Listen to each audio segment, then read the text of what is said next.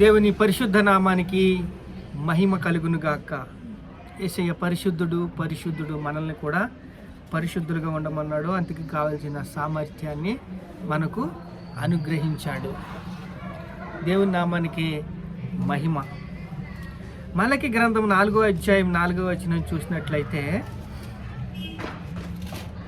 6, అతడు తండ్రుల హృదయము పిల్లల తట్టును, పిల్లల హృదయము తండ్రుల తట్టును తిప్పెదను. ఇది తండ్రుల హృదయము పిల్లల తట్టు, పిల్లల హృదయము తండ్రుల తట్టు తిప్పుతానని దేవుడు మనకి మాటిచ్చాడు. ఇది ధర్మశాస్త్రము. ఈ ధర్మశాస్త్రము రోజుల్లో చీకటి కాలం అని దీన్ని పిలుస్తారు. ఈ ధర్మశాస్త్రము మనకి చాలా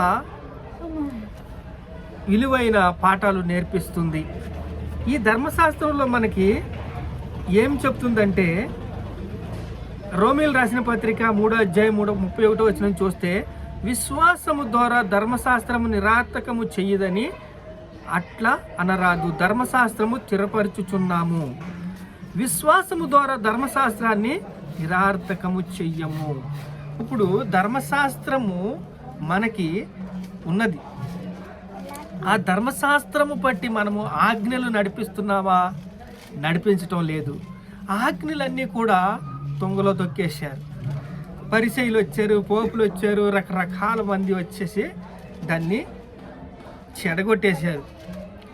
చెడగొట్టేసి దానికి ప్రేయసిత్వం కాదు, గౌరవత్వం లేదు, దేవుని శిక్షను, శాపాన్ని కొని తెచ్చుకున్నారు. అలాగా ఇప్పుడు ధర్మశాస్త్రముని పౌలు ఏమంటున్నాడంటే, విశ్వాసము ద్వారా ధర్మశాస్త్రం నిరార్థకము చెయ్యము, కానీ అట్లనే రాదు, ధర్మశాస్త్రాన్ని దాన్ని స్థిరపరుస్తున్నాము. ధర్మశాస్త్రాన్ని మనము స్థిరపరుస్తున్నాము. ఇప్పుడు అబ్రహాము దేవుని నమ్మెను, అది అతనికి నీతిగా ఎంచబడింది. అబ్రహాం అయితే దేవుని నమ్మాడు, అది అతనికి నీతిగా ఎంచబడింది. ఆ రోజుల్లో ధర్మశాస్త్రము లేదు కాబట్టి తాను దేవుని స్వరాన్ని వినటం, ముందుగా వెళ్ళిపోవటం, దేవుని స్వరాన్ని వినటం, ఆయన తన క్రియని నడిపించుకోవటం అని ఆయన బలిపీట కట్టడం, ప్రార్థన చేయటం, ముందుకు వెళ్ళటం తన హాబీ అయిపోయింది. అలాగే ఇక్కడ లూకా సువార్త 10వ అధ్యాయం 27వ వచనం ఏం చెప్తుందంటే, నీ దేవుడైన ప్రభు పూర్ణ ఉదయంతోనూ, పూర్ణ వివేకముతోనూ, పూర్ణ శక్తితోనూ, పూర్ణ బలముతోనూ ఈ పొరుగు వారిని ప్రేమింపవలనని 2 ఆజ్ఞలు ఇక్కడ మనకి ఇచ్చారు. ఇది కృపాకాలము. ఈ కృపాకాలము ఏం చేసిందంటే మనకి దేవుని డోర్సి ఓపెన్ చేసింది. కృపాకాలంలో అందరూ కూడా నిత్య జీవానికి పాత్రులయ్యారు. ఇప్పుడు పూర్ణ ఉదయంతో, పూర్ణ ఆత్మతో, పూర్ణ శక్తితో, పూర్ణ బలముతో మనము ఆరాధించుకుంటున్నప్పుడు, ఇప్పుడు దాకా పాటల్లో మనం దేవుణ్ణి ఆరాధించుకున్నాం, దేవుణ్ణి మహింపరిచాం, దేవుణ్ణి ఎంతో స్తుతించాము, ఆరాధించాము. అలాగే నీ పూర్ణ ఉదయంతో, నీ పూర్ణ ఆత్మతో, నీ పూర్ణ శక్తితో, నీ పూర్ణ బలముతో, పూర్ణ వివేకముతో దేవుణ్ణి ఆరాధించమని చెప్తున్నారు. అలాగే కాకుండా నీ పొరుగువాడిని కూడా ప్రేమించమని దేవుడు చెప్తున్నాడు. ఇప్పుడు 10 ఆజ్ఞలు వివరించి వ్యర్థమైపోయినాయా? కాలేదు. 10 ఆజ్ఞలు మనకి ఏం చేసినాయి అంటే, ప్రేమ అది అన్నిటినీ అధిగమించేసింది. ప్రేమ ఏం చేసిందంటే, ప్రేమ పొరుగువానికి కీడు చెయ్యదు. ప్రేమ కలిగి ఉండుట ధర్మశాస్త్రము నెరవేర్చుటయే. ప్రేమ కలిగి ఉండటం అంటే ఈ 2 ఆజ్ఞల్లో మనకి ప్రేమ కలిగి ఉండటం ఏంటో నేర్పిస్తుంది. ఈ పొరుగు వారిని ప్రేమించటం నేర్పిస్తుంది, ఐక్యత నేర్పిస్తుంది, సహవాసము నేర్పిస్తుంది. ఈ సహవాసము, ఐక్యత, ఈ ప్రేమ ఇవన్నీ కూడా ఏం చేస్తాయంటే ధర్మశాస్త్రాన్ని నెరవేరుస్తాయి, ధర్మశాస్త్రాన్ని స్థిరపరుస్తాయి. ధర్మశాస్త్రాన్ని స్థిరపరిచినప్పుడు దేవుడికి ఆయన ఎంత ఆనందభరితుడవుతాడంటే, ఆయన పరిశుద్ధుడు కాబట్టి మనల్ని కూడా పరిశుద్ధులుగా చేయాలని ఆశపడ్డాడు. ఆశని నెరవేర్చడానికి ఎంతో దేవుడు విజ్ఞాపన చేస్తున్నాడు, ప్రార్థన చేస్తున్నాడు. అలాగే ఇక్కడ మత్తయి సువార్త 5వ అధ్యాయం 17వ వచనంలో చూసినట్లయితే మనకి కనపడుతుంది. 5వ అధ్యాయము మత్తయి సువార్త 17వ వచనము. ధర్మశాస్త్రమునైనను ప్రవక్తల వచనమైనను నేను కొట్టివేయనకి తలచివద్దు, నేను నెరవేర్చుటకే కానీ దాన్ని కొట్టివేయనకి రాలేదు. ధర్మశాస్త్రం నేను కొట్టివేయనకి రాలేదు, కానీ దాన్ని నెరవేర్చడానికి నేను వచ్చాను.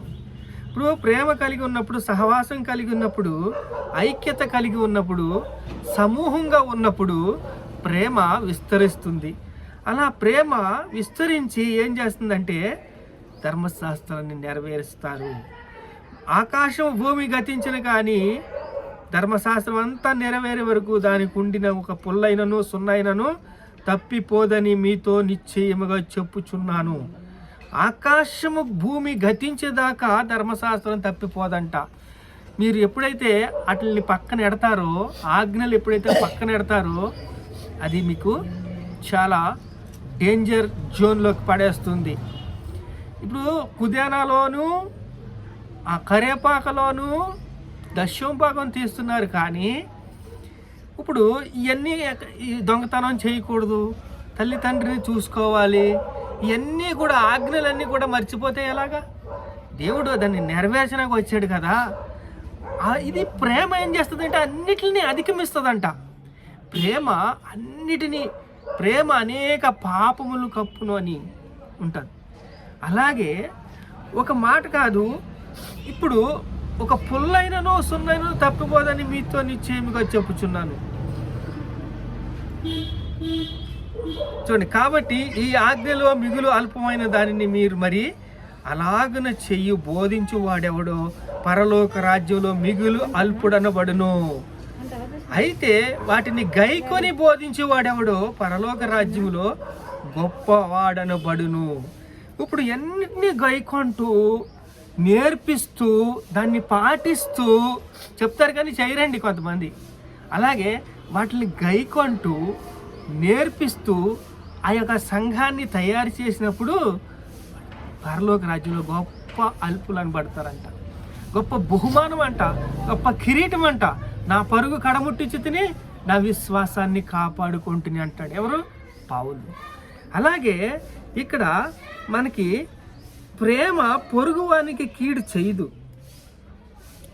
రోమా 13:10 ఉంటుంది, ప్రేమ కలిగి ఉండుట ధర్మశాస్త్రాన్ని నెరవేర్చినట్లు అవుతుంది. ఉద్దేశానికి తగినట్టుగా ఉపయోగించుకుంటారు ఈ ధర్మశాస్త్రాన్ని. పరిచయులు ఉన్నారు, రకరకాల బోధకులు ఉన్నారు. వీళ్ళు ఏం చేస్తారంటే ఉద్దేశానికి తగినట్లుగా ఉపయోగించుకుని తమ కార్యకలాపాలని ముందుకి తీసుకెళ్తూ ఉంటారు. ఇప్పుడు ప్రేమలో అంత శక్తి ఉంది, దాచి ఉంచాడు దేవుడు. ప్రేమ అనేది అంత విలువైన పాత్రగా పరిగణించబడింది. ఇప్పుడు యేసుని సొంత రక్షకునిగా అంగీకరించటం, నమ్మి విశ్వసించటం చాలా ధన్యత. ఎందుకంటే యేసుని సొంత రక్షకునిగా అంగీకరించటం అంటే చాలా గొప్ప ధన్యత. ఎందుకంటే యేసులో ఈ గుణాలన్నీ కూడా ఉన్నాయి కాబట్టి. ఫిలిప్పు సువార్త చెప్పాడు, మిషనరీగా ఆత్మ అతన్ని నడిపించింది. పరుగు వెళ్ళి నపుంసకుణ్ణి ఇదిగో నీళ్ళు బాప్తిస్మిచ్చి ఆత్మని కాపాడగలిగింది. పేతురు అయితే అక్కడ అన్యజనుల మీద దర్శనాన్ని కన్ఫ్యూజ్ అయిపోయాడు, కానీ ఆ దర్శనాన్ని వెనక్కి పంపించేసాడు. కానీ అక్కడ అందరూ కూడా పరిశుద్ధాత్మ సంఘం మీద పరిశుద్ధాత్మ దిగి వచ్చినప్పుడు ఏమైందంటే విభ్రాంతి నొందాడు. అమ్మో ఏంటిది, అన్ని జనులకి ఇంత గొప్ప భాగ్యం ఇచ్చాడేటి అని విభ్రాంతి నొంది పరిశుద్ధాత్మ దిగిపోయింది. వాళ్ళు ఇంకా బాప్తీసం తీసుకోలేదు కదా, ప్రార్థన చేసి వాక్యం చెప్తే పరిశుద్ధాత్మ దిగిపోయింది. అందుకు పేతురు విభ్రాంతి నొందాడు. ఇది ధర్మశాస్త్రాన్ని నెరవేర్చాలంటే ప్రేమపూర్వకంగా ఆజ్ఞలను పాటించాలి. మన జీవితము ఒక సాక్ష్యము లాంటిది, మన ఆ జీవితాన్నే పౌలు సాక్ష్యంగా చెప్పుకున్నాడు. అలాగే మనం కూడా పొరుగువానికి కీడు చేయకుండా ముందుకు వెళ్ళాలని, ధర్మశాస్త్రాన్ని నెరవేర్చాలని, అబ్రహాము దేవుడిని నమ్మెను, అది అతనికి నీతిగా. అలా ఇద్దరు ఫ్రెండ్స్గా వెళ్ళిపోయారు, వాళ్ళు జతగా వెళ్ళిపోయారు. ఎవరో దేవుడు అబ్రహాము, దేవుడు అబ్రహాము, దేవుడు అబ్రహాము, అలా జతగా వెళ్ళిపోయారు. కాబట్టి అబ్రహాము దేవుని నమ్మెను, అది నీతిగా ఎంచబడెను. ఇప్పుడు పరిపూర్ణమైన ప్రేమ భయమును వెళ్ళగొట్టును. ప్రేమలో భయం ఉండదు. పరిపూర్ణమైన ప్రేమ ఏం చేస్తుందంటే భయాన్ని వెళ్ళగొడుతుంది. ఈ పరిపూర్ణమైన ప్రేమ భయాన్ని ఎప్పుడైతే వెళ్ళగొడుతుందో అబ్రహాములాగా ఇద్దరు ఏకీభవిస్తారు. ఏకీభవించి స్నేహితునిగా సంతోషంగా ముందుకు వెళ్ళినప్పుడు ధర్మశాస్త్రాన్ని నెరవేరుస్తారు. దేవుని యొక్క ఆకాంక్షలను, ఆజ్ఞలను పాటిస్తారు. అలా పాటించినప్పుడు ఈ బోధ అంట పరలోకంలో గొప్ప అలుపులని అనబడతారంట. ఇప్పుడు 10 ఆజ్ఞలను కూడా మనం పాటించుకుంటా అంటే ప్రేమ అన్నిటినీ అధిగమిస్తుందంట. ఆ ప్రేమగా మనం ఎప్పుడైతే నడుస్తామో, ఇప్పుడు చూడండి, ఇత్తనాలు ఉన్నాయి. ఇత్తనాలు అంటే యేసులో రూపాంతరము చెంది ఇత్తనం ఎలా ఉంటుంది, అలాగే మనం కూడా యేసులోకి రూపాంతరము చెందినప్పుడు మనం కూడా ఆయన స్వరూపాన్ని పొందుకుంటాం. ఆయనలోని పరిపూర్ణతకు మనం వస్తాం. మనము ఆయనలాగా రూపాంతరము చెంది బలపడతాం, మనం స్థిరపడతాం, మనము దేవుని ప్రేమించేవారిలాగా ఉండాలి. అలాగే మనము ప్రతి ఆజ్ఞను నెరవేర్చే బలశూరులాగా ఉండాలి. అలా ఆజ్ఞలు నెరవేర్చుకుంటా నిన్ను వలని పొరుగు అని ప్రేమించుకుంటా పూర్ణ ఉదయంతో, పూర్ణ ఆత్మతో, పూర్ణ శక్తితో, పూర్ణ బలముతో దేవుణ్ణి ఆరాధించినట్లయితే మీరు జయిస్తారు, విజయం సాధిస్తారు. శత్రు బలమంతటి మీద అధికారము దేవుడు మనకి ఇచ్చాడు. మనం జయిస్తాము, జయిస్తాము, జయిస్తాం. ప్రార్థన చేసుకుందాం. మహాపరిశుద్ధులైన తండ్రి, మాతో మాట్లాడేవు తండ్రి, 10 ఆజ్ఞలు నెరవేర్చే కృపనిచ్చేవు తండ్రి. అయ్యా తండ్రి, ప్రేమ పొరుగువాని కీడు చేయదన్నావు తండ్రి. అయ్యా తండ్రి ప్రభువా, నీకే స్తోత్రాలయ్యా. అబ్రహాము దేవుడిని నమ్మిన, అది నీతిగా ఎంచబడినన్నావు తండ్రి, మీకు స్తోత్రాలయ్యా. ఫిలిప్పి సువార్త చెప్పావు తండ్రి, ఆత్మ తండ్రి ప్రభువా. అయ్యా తండ్రి ప్రభువా, ఫిలిప్పి సువార్త చెప్పు తండ్రి, బాప్తిస్మ ఇచ్చాడు నాయన. అయ్యా పేతురైతే ప్రభువా ఆత్మతో నింపబడిన వాడైనా ఆయన ప్రభు, ఇదిగో తండ్రి ప్రభువా. అయ్యా తండ్రి, అందరి మీద పరిశుద్ధాత్మ దిగినప్పుడు తండ్రి ఎంతో తండ్రి ఉద్యోగంగా తండ్రి నాయన ప్రభువా. అయ్యా తండ్రి ప్రభువా, వాళ్ళందరూ ఆశ్చర్య కార్యాలు నాయన ప్రభువా.